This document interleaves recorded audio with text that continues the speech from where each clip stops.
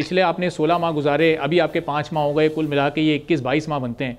ये इसमें अभी कितने लोगों को आप टैक्स नेट में लेकर आए? इस बार ये जो बजट आया है, जो पहले से लोग टैक्स पेयर्स थे उन पर तो टैक्सेस में इजाफा हुआ है, नए लोग कितने इसमें शामिल हुए हैं? देखिए, पहली बात तो ये है कि पिछले जो गवर्नमेंट थी वो भी एक इत्तेहादियों की हुकूमत थी, सिर्फ PMLN की नहीं, और ये भी एक इत्तेहादी हुकूमत है। इत्तेहादी हुकूमत को जाहिर है कि एक स्ट्रिक्ट मैंडेट है और उसमें तमाम इत्तेहादियों को भी साथ लेके चलना होता है, मशावरत होते हैं, आपके हाथ पाँव काफ़ी हद तक इस लिहाज से बंधे हुए भी होते हैं। लेकिन इसके बावजूद हम ये नहीं समझते, हम कहते हैं कि हम अपने टारगेट्स भी अचीव करेंगे और हम इन चैलेंजेस को भी कबूल करते हैं, और इन चैलेंजेस को भी मतलब है कि इंशाअल्लाह ताला अल्लाह के फजल करम से ना सिर्फ कबूल करते हैं बल्कि हम पाकिस्तान को तरक्की की राह पर गामजन करेंगे। हालात माशी तौर पर और महंगाई के लिहाज से जाहिर है कि वो पाकिस्तान की आवाम के लिए और हम सब के लिए एक बहुत बड़ा चैलेंज है।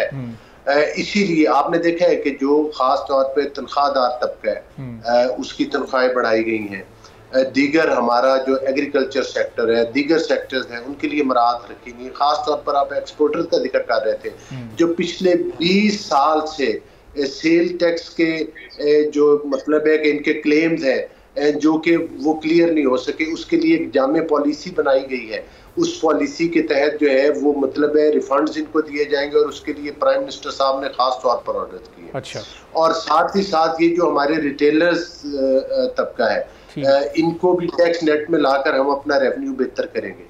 तो वो ये तमाम चीजें हैं। आपने देखा है कि काफी अरसे से स्टॉक एक्सचेंज बेहतरी की तरफ से गई है। अगर आप पिछले मई से इस मई का कंपैरिजन करें तो महंगाई की शरह उस मई से काफी कम हुई है। सब्सक्राइब करें और बेल दबाएं ताकि कोई खबर रह न जाए।